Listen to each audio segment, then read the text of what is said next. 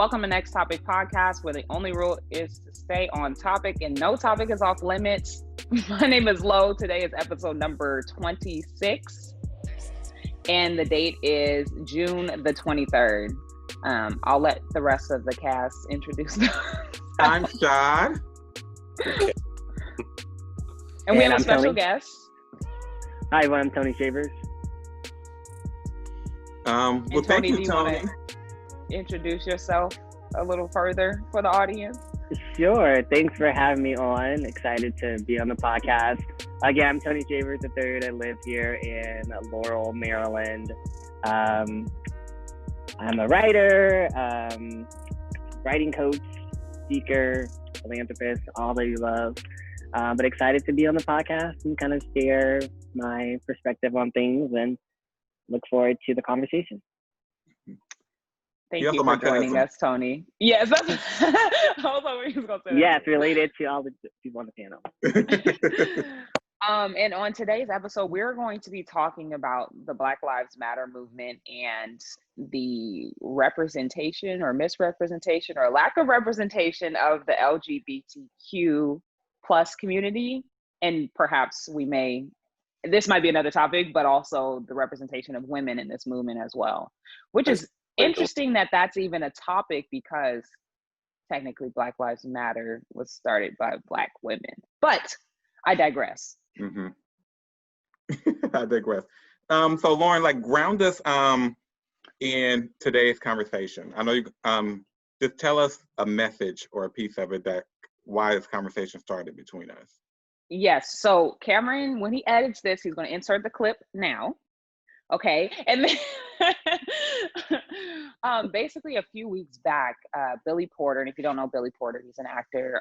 He had posted a video message addressed to the Black community on a subject that he feels that Black people aren't ready to talk about. And that is basically how the LGBTQ community is treated within the Black community. And I think this is something we've all kind of talked about previously, the stigma. So, I mean, just the way I feel in the Black community, there's a lot of stigma tied to sexual orientation, different sexual orientations that's not heteronormative, also tied to like mental health, et cetera, et cetera. But basically what he was saying is that Black people, for lack of better words, treat LGBTQ people like shit. And that's something that's going to need to be addressed when we're talking about Black lives mattering and needing it basically this movement to be inclusive. And before we can do that, we have to kind of address the issues at home. That was his message. And just to go even deeper, and Black people hear me, because y'all ain't gonna like this one. As a Black queer man in America, my basic human rights have been up for legislation every single day that I have had breath in my body from all sides.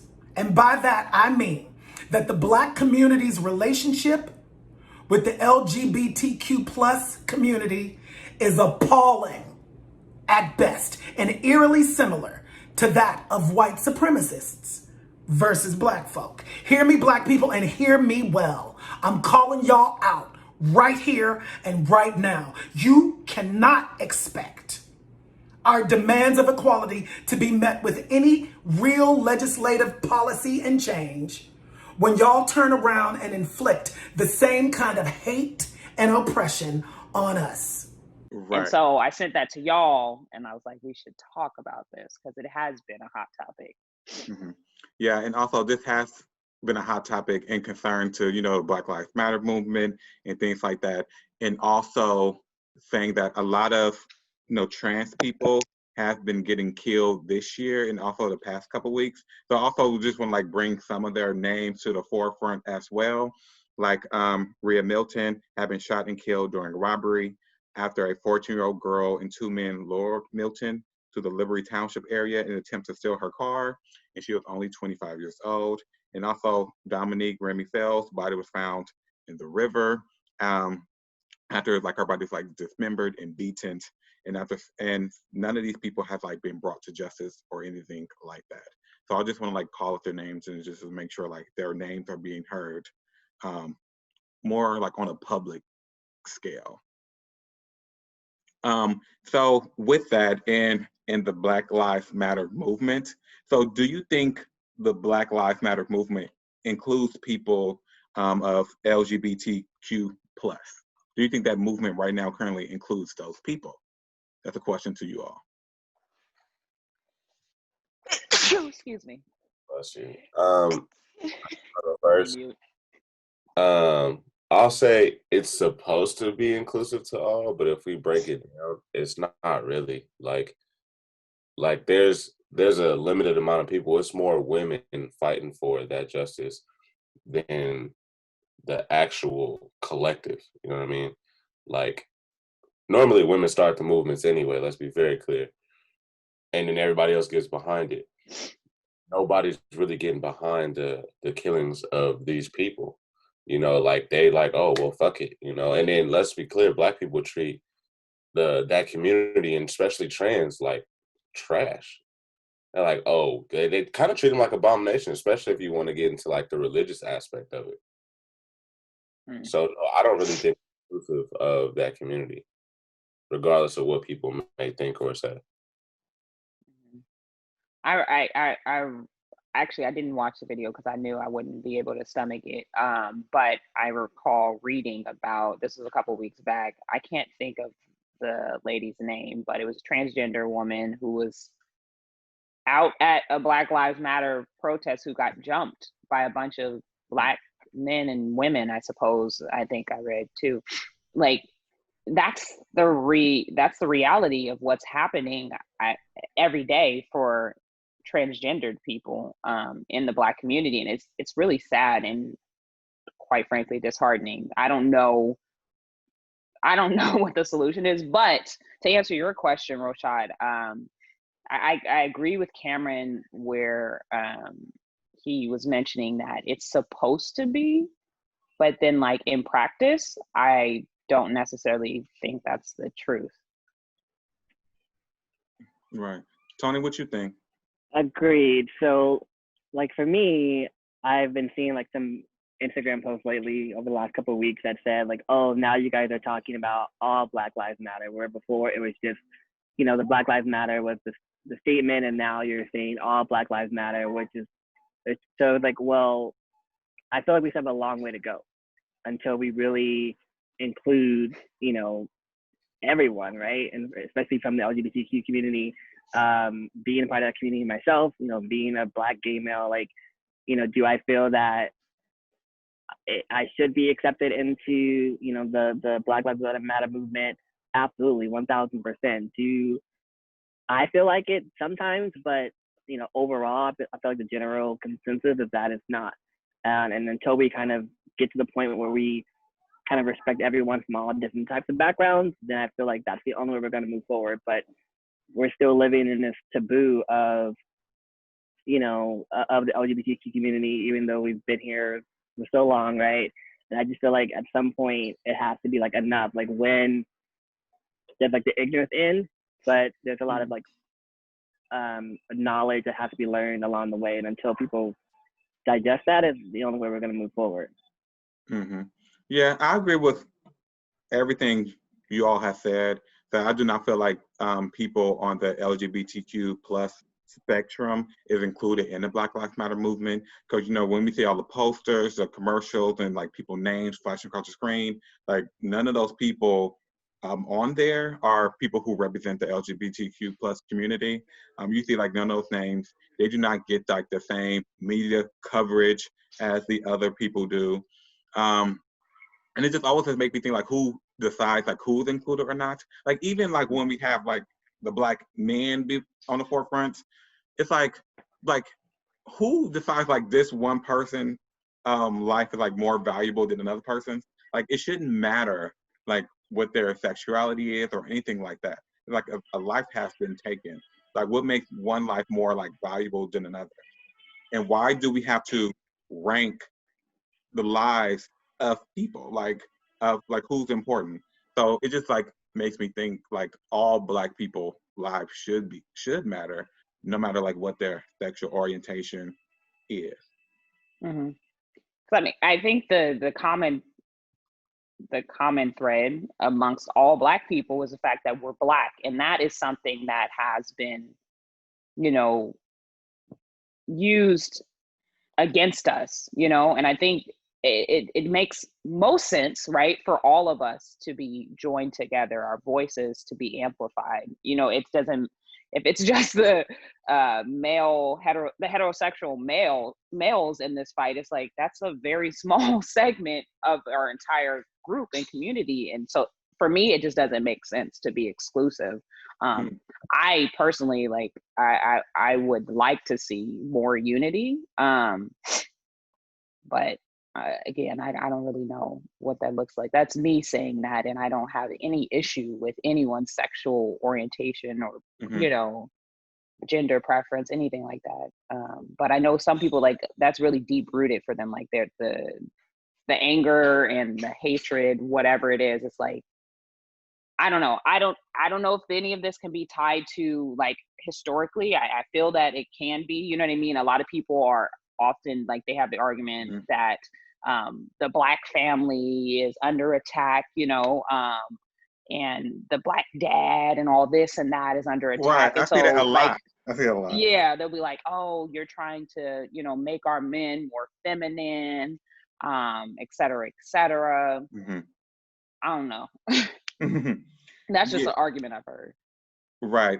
So like as I've been talking to like a variety of different people about the Black Lives Matter movement and its inclusivity of the LGBTQ community, I've like gotten like, mixed opinions on whether they should be included in that or not.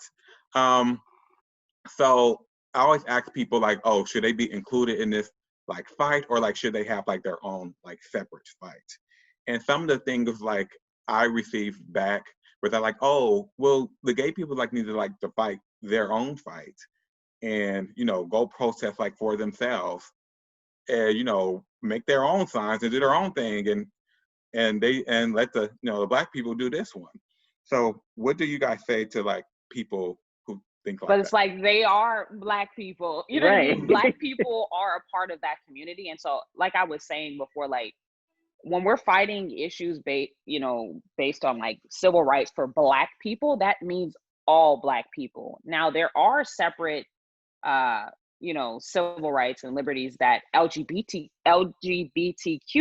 plus folks are fighting for, and that's another collective, with a wide range of folks. But it doesn't make sense to me. Like, I don't. why it needs to be separated? Yes. Yeah. Tony, you have something to say.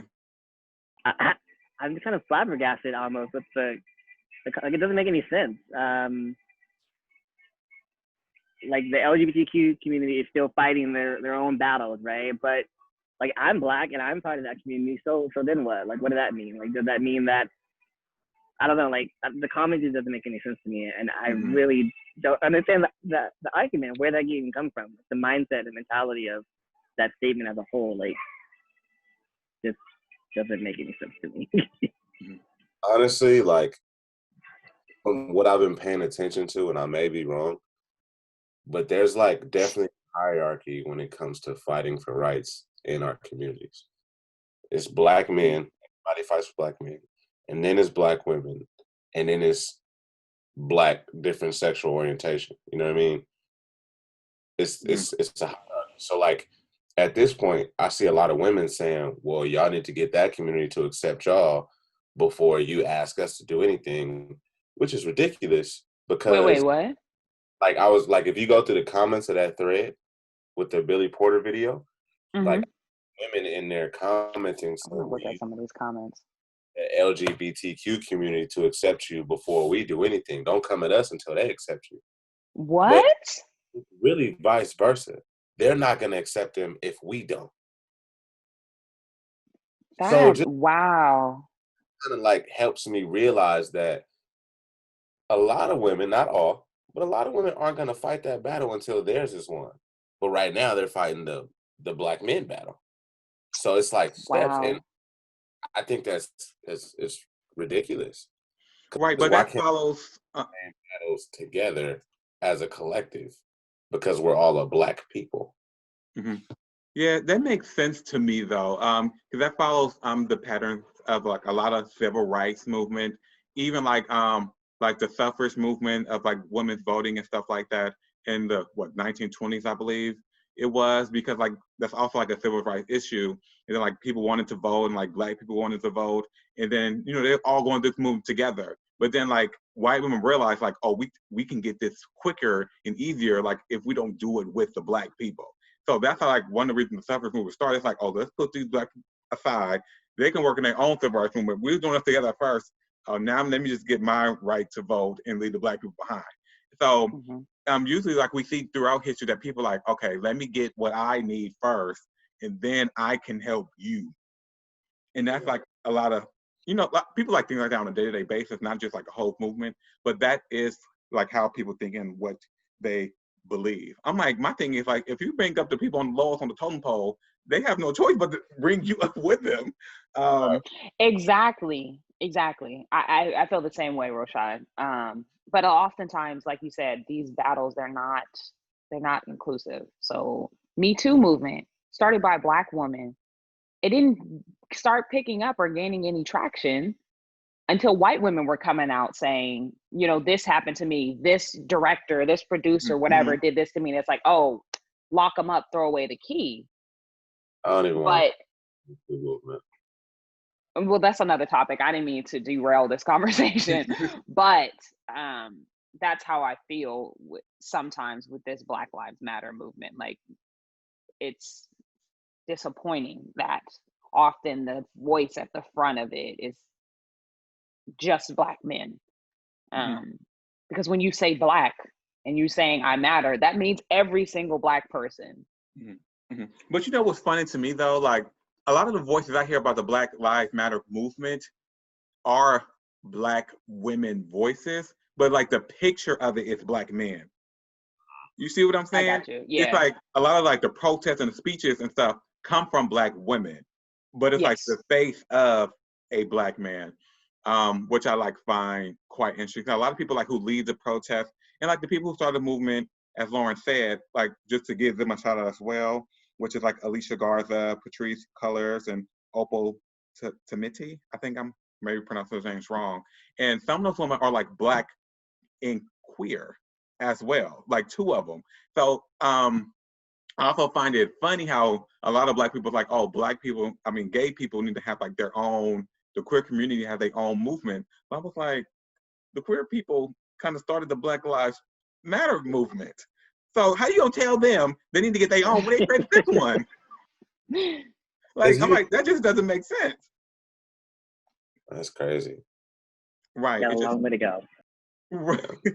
Yeah, it just doesn't make much sense to me. Like, how come like we all can't win at the same time? Like, why do you got to put me down in order for you to win? It just makes absolutely no sense to me. Like, we all can like win together. Yeah, I agree.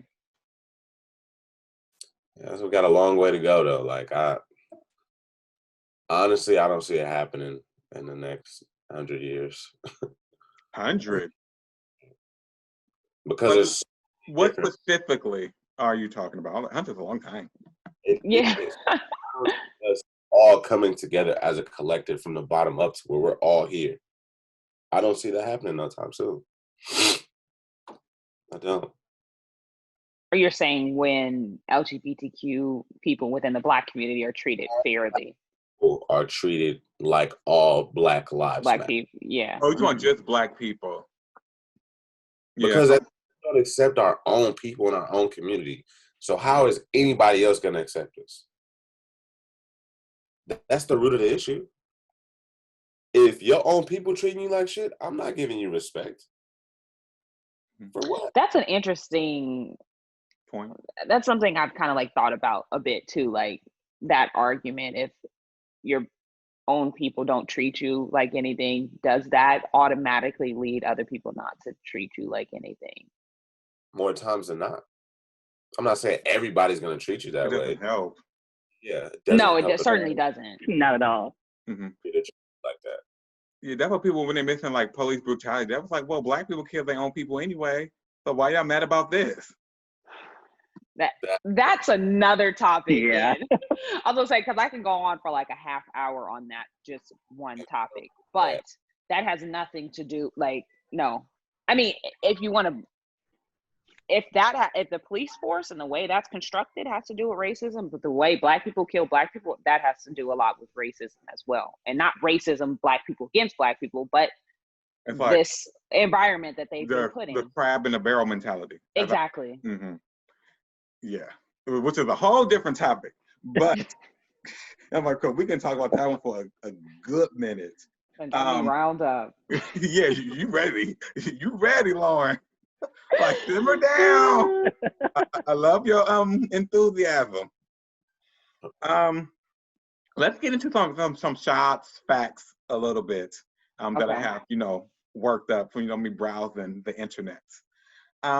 So including the people Fells and Milton that I have commented on earlier, at least 14 transgender or gender non-conforming people have been violently killed in 2020 alone. Wow. In 2019, at least 26 transgender or gender non-conforming people were violently killed, the majority whom were Black transgender women. You know what I immediately think about when you state those statistics too, is like, that's not even half of it. That's what I assume, because of the fact that a lot of times these people, like, they'll die and no one even knows. They're like essentially nameless in our society, which is really sad. Right. Mm-hmm. So because over 130 transgender or gender nonconforming people were killed between 2013 and 2018. The numbers may be even higher because the killings of transgender and gender nonconforming people often goes unreported or misreported. Mm-hmm. I just saw, I signed a petition a couple of days ago for a transgender woman up in, I think it was Portland or Seattle. We'll insert the petition, but basically it said, Cameron, you will insert the petition. Gosh darn. Editing these motherfuckers. Okay, show me the little whatever program. But anywho, basically the petition's going around because the police department had said that there wasn't enough public interest to investigate, which is mind-blowing, that you need public interest to investigate. And I believe they were found hung. So you need public interest to investigate a hanging? You should investigate that off tops, no matter who. And like I said, like, a lot of these people, especially like Black and queer, like, they've already been cut. A lot of people have been cut off from their family. Let's just, like, be real. Like, and they don't have anyone. So where is there going to be public interest? You know what I mean? It's not like if something happened to me, there'll be a lot of public interest, right? Something happened to one of y'all. Oh, no, I'm saying I have a family. Oh, no, I was like, you're a Black woman. A lot of that stuff is that. Okay, no, but I'm saying, like, I have a family. I have groups of friends. You know what I mean? Like, who would be interested in knowing what happened to me. Mm-hmm. But for a lot of these transgender people who are just, like, on the street, or let's say prostitutes, any of those people, like, there's not going to be any public interest. So you're saying that their death doesn't warrant an investigation? Yeah, because it's not important. It's not valuable. That's exactly what he said. It's not valuable enough. Like, I heard like some statistic as well that like near like half the homeless people that you see are like part of the LGBTQ plus community, because they've been like kicked out their homes and things like that, and their family like just owned them and they have nowhere to go, so they just gotta like survive and like try to figure out on their own. And a good show to watch to see all of this pose. For those out there, because they try to shine some light into this community as well. What did you say? Show Pose. What show? Pose. Oh, Pose. Okay, sorry, I missed that. Go ahead, Cameron. Kind of the story of what happened to, I don't want to mispronounce her name, but it's Oluwatoyin. Oluwatoyin. Yeah. Mm-hmm. She got kicked out of her house. She was seeking refuge. Some guy was like, "Hey, I got somewhere for you to stay," and then took advantage of her. And then she tweeted about it openly, and then went missing, and they found her dead. Like, that's crazy. It's so And sad. you It's just the world that we live in. Yeah, Mhm. it's everywhere. Like, it's nationwide. Like, it's not even like, some stuff is like really localized, like especially like in the South with the whole slavery thing, and it's nationwide. It's everywhere. There's like no safe space anymore. Anymore? Was there ever one? I mean, true. No. You would And say that perhaps a perception of one. the North used to be the safe space. Oh, with the black flight. Okay, got it. No, I think what's happening now is, and this is another topic, but a lot of people are getting exposed. And I'm here for it. Expose them all. Weed them out. Uh-huh. Take them out and take them down. But I You also got some more facts? Oh, go ahead. if someone's exposed or told about that, if they acknowledge it and realize that they were wrong and try and grow from it, that's a huge step too. We also don't give people that space to do that, and a lot of them That's don't. You know what I'm saying? A I lot was of gonna say that's another topic because I've seen that come up. Like people, like, can you? I don't know. Could you have said, like, let's say you were 19, 20, you were saying a whole bunch of racist stuff, and in blackface, laughing, doing all this stuff with your friends. Can you change? some people can, some people can't. I It's think really they can. I think it's ignorant. Sorry, no, I didn't mean for that to be a talking point right now because I know that's another topic. We're up to 5 new topics now based on. Yes. Another fact, transgender people are 7 times more likely to experience physical violence when interacting with the police than non-trans people. Yeah. I could imagine so. 7? That's high. That is. But think about like all the crazy events that we see go on with like police. A lot of it is like a blow. They take some sort of blow to their male hetero ego, and it's like, oh, I'm about to pop off. You know what I mean? If you're not being as submissive as they want or whatever as they want, if you're not breathing the way they want. So could you imagine them interacting with someone who's transgender? That's like a threat to their whatever, very fragile masculinity. Yeah, I'm like, why people always so threatened by other people? I'm like let it go. I mean, that goes for the regular community too, not even just the police. You know what I mean? I'm for everybody. Oh, yeah. Yeah, for sure. Like, I'm like, I only said that because he said 7. Like a lot of straight dudes like end up being attracted to a woman and realizing that she's trans, and then shit changes. Then they want to get violent. So then if it gets out, like, oh, you feel me? Like, nah, I ain't deal with none of that shit. But like, nigga, no. You're really attracted, and it's fine. Like, I understand if that's not what you want to do, but don't take it out on that person because that's who they want to be. Right. I would say, like, don't be like, you don't have to be like violent about it. Like, what's the point of being like violent about it? You can just say, like, this is not something I want to do or partake in, and just keep it pushing. Like, all the extra is not needed. Unnecessary. But like, I think it's really like what Cameron said. Like, they're trying to prove some point. Like, oh, I wasn't down with that. But it's like, no, you literally just found out they were transgender. What? Like, they didn't violate you in any way. You know what I mean? You just found out they were transgender, and that's okay for like you to have thought someone was attractive that physically looks attractive. Like, we don't know what's in nobody's pants at the end of the day until you actually get in the bed with them. And even if you got in the bed with them and you found out at that point, it's like, all right, if that's not what you wanted, like, oh, like, this is not what I'm into, leave. That's it. Yeah. Well, there's also like another topic when people they're like, oh, they should have told me at like this certain point in time in the relationship or whatever. Then, I don't know about that. I'm not trans, so I don't know when the right time to tell people that you are. And I think it's their own personal choice and how comfortable they feel with the person they are with. But I think a lot of people say, like, people always say, like, oh, trans people are out here to, like, trick other people and getting them in bed with them. I was like, no, trans people are going through way more than trying to trick somebody and get in the bed. I'm like, they have to deal with their own internal struggles of not being assigned the gender that I'm supposed to be. I think you are the Exactly. last thing on their mind. Right. I'm like, they don't have to tell you.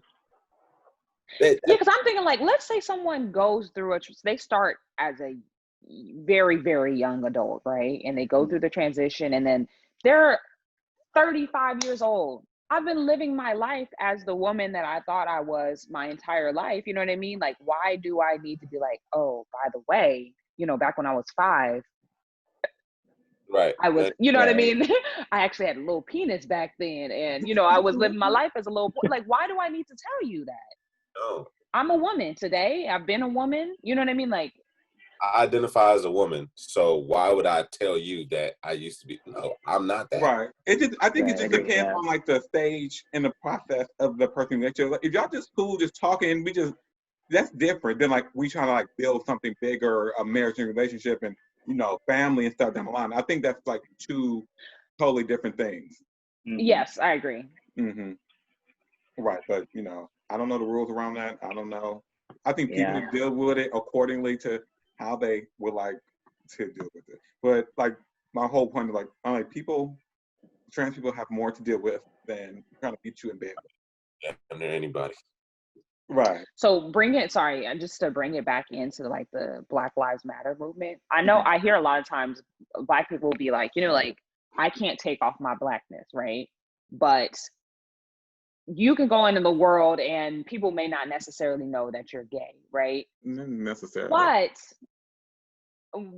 what I would say to that is, this is where it, like, brings it back into the movement too. For a lot of Black people in general, let's just talk about the transgender folk. They don't have access because of the fact that they're Black, one, right? And the access that Black people in general get to certain things. They don't have access to, let's say, if they did want to, you know, transition, they don't have access the way a lot of white people do. Let's take Caitlyn Jenner, for example. You know what I mean? She was afforded the privilege by her whiteness to live her life as a transgender woman at, I don't know how old she is, like 60 something, right? Mm-hmm. Whatever. That a lot of Black and brown transgender people are never able to do. And when you see them, more often than not, you can kind of tell, right? And they are attacked because of trying to live in their truth as a Black transgendered person. So when people say, like, you kind of take that, you can't take that off. You know, like, if that's your identity, you can't take that off. That's how you go out into the world. And that's one of the reasons why I say we need to bring them in. Like, they are on their own, you know what I mean? And we need to bring them in and be like, look, this is my Black brother and sister, and that's all you're that not matters. about to, huh? And that's what matters. Exactly. Right. And I just feel like, you know, we're just destroyed based on a lack of ignorance, a lack of education, a lack of knowledge, right? And not wanting to further, you know, our education around subjects that may not pertain to us, really. Or, like, it's like, oh, that's not me, so I don't feel like I need to learn about X, Y, and Z, where in fact you probably do. Because if you were to go back into the deep roots of your own family, you would probably find you probably did have a trans uncle, you probably did have a trans woman who was gay, who didn't come out, right? And so I just feel like there's just a lot of, it's like sweep it under the rug mentality, and that's been going on for, like, far too long. Right. And also, when you say that, like, oh, people like this had nothing to do with me, doesn't, like, pertain to me. If a white person said that about Black people and about Juneteenth, it would be a problem. All hell would break loose. Right. One person like, ain't got nothing to do with me. I ain't gonna learn nothing about it. I'm gonna just be at home, and, you know, do my own thing. Right. Y'all do y'all. That would be a problem. People would be getting canceled left and right. Yeah. I agree. And it's like, and always, like, surprises me. I'm not surprised, but I do be surprised. Like, when you read like the Billy Porter stuff, and you read the comments, or anytime like a person, you know, like a drag queen or a trans person like posts a videos in like the shade room, the It's shade so room bad. comments be terrible. The comments, I'd be like, are these people serious? Like, really? And it'd be a lot of them. They'd be getting a whole bunch of likes and everything. Yes. And I'd be, but a lot of it, I don't know if someone mentioned this at the top of the episode or was saying before we started recording this, but a lot of it has to do with the Bible and religion. Yes. And that's another topic, but for me personally, if that, I know, but if that is your religion, I can't get with it. I can't. You know what I mean? right. If any If your religion, religion tells you that you can't treat other people like human beings for how they identify, that does not fit into, you know, how you're interpreting your Bible right, or your scripture, I can't, that's not something for you me. can get with. Right. And I agree. I'm like, if whatever text you are reading, your religion, your spirituality, whatever it is, and it tells you that you can't treat people that the way people that you would want to be treated, I think that's a problem. And some people have a whole bunch of like arguments against that. They start bringing up a whole bunch of stuff like pedophilia and bestiality that has nothing to do with what we're talking about. So I just feel like if like whatever you believe in tells you that no, these certain groups of people aren't or shouldn't be treated as human beings and deserve to like live their life in happiness, that's a problem for me. Yes. Right. And it like and also doesn't help. Well, in politics, like what has been like, you know, that, you know, the what was it? That gay, lesbian people, QTIA plus plus plus now can be like discriminated in the workplace. They can be fired for like being gay. That just got passed, which is like a wonderful thing. So that's like shows strides that, you know, our community is making towards and how like America is changing. But then on the other hand, you got like the Trump administration that just like erased what Barack Obama has put in place, that, you know, that now like doctors, like healthcare providers can deny like gay people like certain healthcare benefits because they're gay or trans and things like that. And I'm sorry, if you're a doctor, you hang up your white coat. Like you should have never got it. Do no harm is their oath. Exactly. You should not be wearing that Say that one coat. more time, Cameron. What'd you say? That do no harm is their oath. Come on, It bro. doesn't say who, what color they are, what sexual orientation they who what they do. It don't matter. Like, no, do no harm across the board. Right.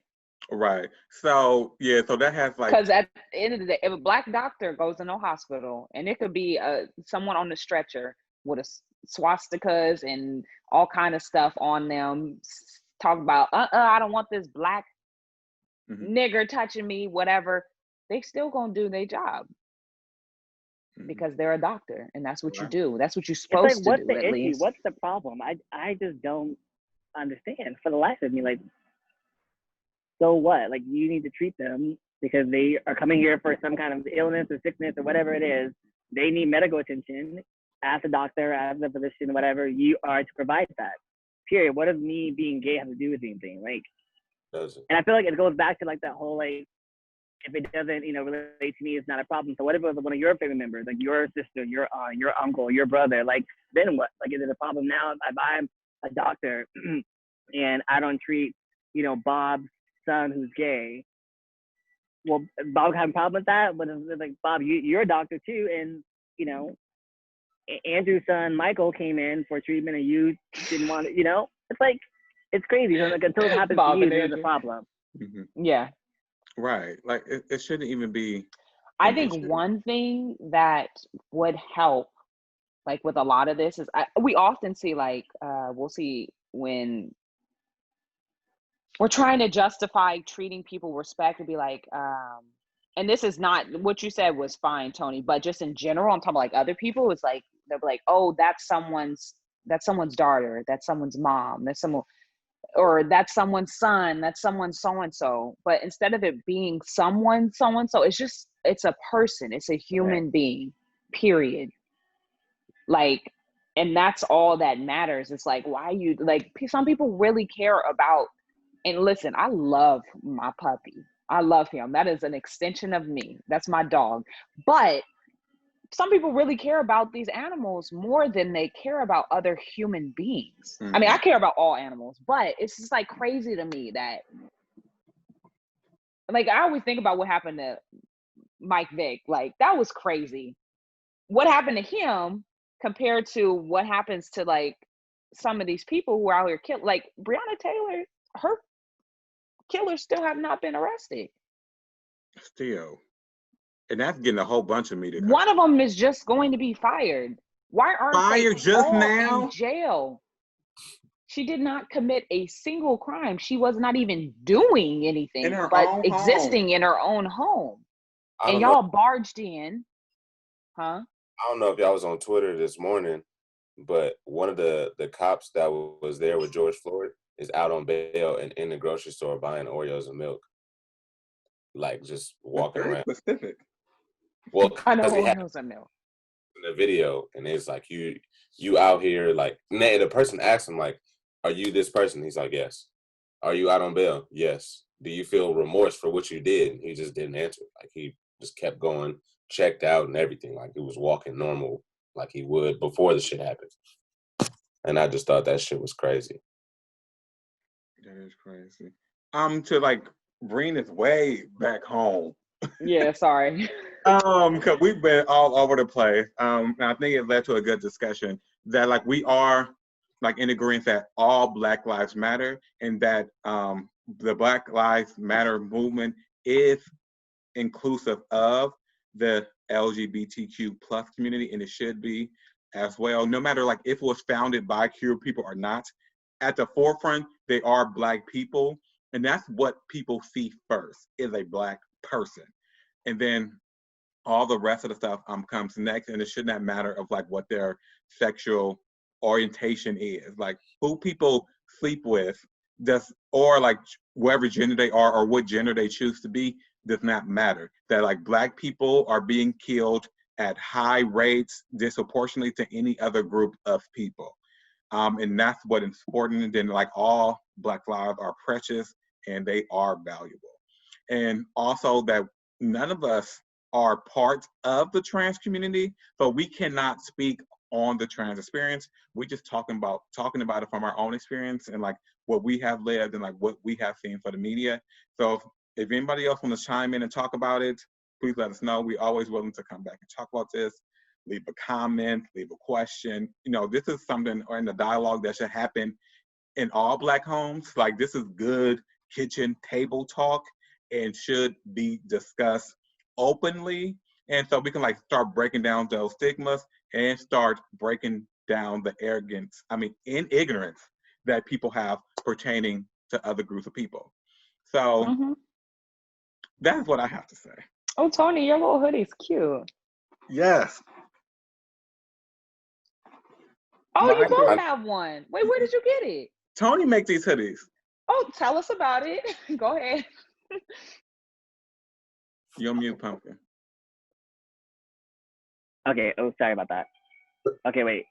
My, like, headphone went off. What did you guys say? We talking about your hoodies. My Story Matters. Oh, yeah. So this was born last year. It's a writing program I developed called My Story Matters, which is really a movement/writing program to help people kind of tap into their vulnerability and to realize that our stories can inspire, heal, and transform the world around us if we allow ourselves to step into that vulnerability and to embrace it and all that, the beauty that comes along with it. So just believing that your story matters and your story can inspire others and heal others and transform the lives of people around you. So you can learn more about it at makingmystorymatter.com. Go ahead, Cameron. Insert that link. Insert link there. So you sell these hoodies, audience, right? You know what to do. I do. Yeah, they're on the website. I sell them for $50. This one's not. It's a limited edition. But one more shop's wearing. There's multiple colors: black, blue, red, purple. I need all the colors. Yes. I'm like, I might need that limited edition. That job. Mm-hmm. I And Tony, love also that. tell them about the book you wrote, because you are a published Oh author. yeah, I could have brought it with me. You guys have a copy in front of you. So yeah, I self-published my book, Is Your Dream Really Worth It? Discover Your Passion, Purpose, and Plan. It's a twist on a self-help book, so it's not your traditional, oh, you can do it.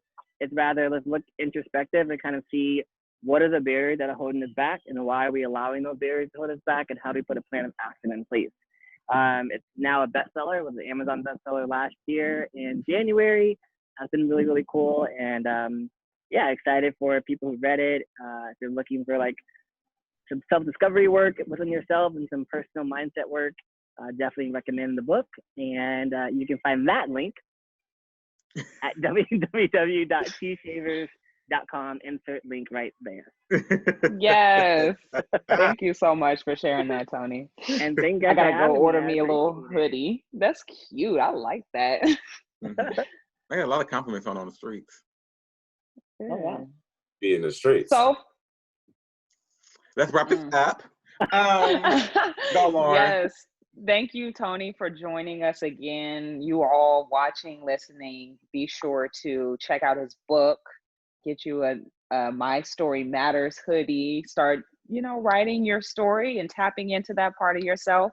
Thank you for engaging in this conversation, everyone. Continue to have this conversation. As Roshad mentioned, this is a good one to have at your dinner table, coffee table, what have you. I think it's important for us to continue to keep our foot on the gas in this fight and, towards this movement we're a part of now. This is not a short little moment, so keep up the momentum. You can follow us and listen to us on Twitter, Instagram, Facebook, Spotify, Apple Podcasts, YouTube, etc., etc. You can follow me on Instagram at Cool Keys, COOLKEYES. You can follow me on Instagram and Twitter at Shads_space. That's SHADS_SPACE. You can follow me on everything, all social media platforms at Clicks by Cam. Rocking my shirt. So are you today. selling these shirts, Clicks by Cam? No, this is actually a work shirt. I'm actually about to go to work. So, wearing my uniform. Support Black business. KLICKSBYK. Yeah. And you can follow me on Instagram at The Self-Publishing Coach. Okay. Right, Oh, and this shirt, Black-owned woman here in Oakland. It's Show and Tell Concept, I believe, is the Instagram. If anyone wants to support. So everybody wearing Black-owned stuff right now? Mm-hmm. Yeah. Yes. We did this on accident. Look at us. See, it's easier than you think it is. Yes. It really is. Right, so click that link and buy that stuff and support. Yes. Mm-hmm. And we'll catch you next time. Yeah, toodaloo.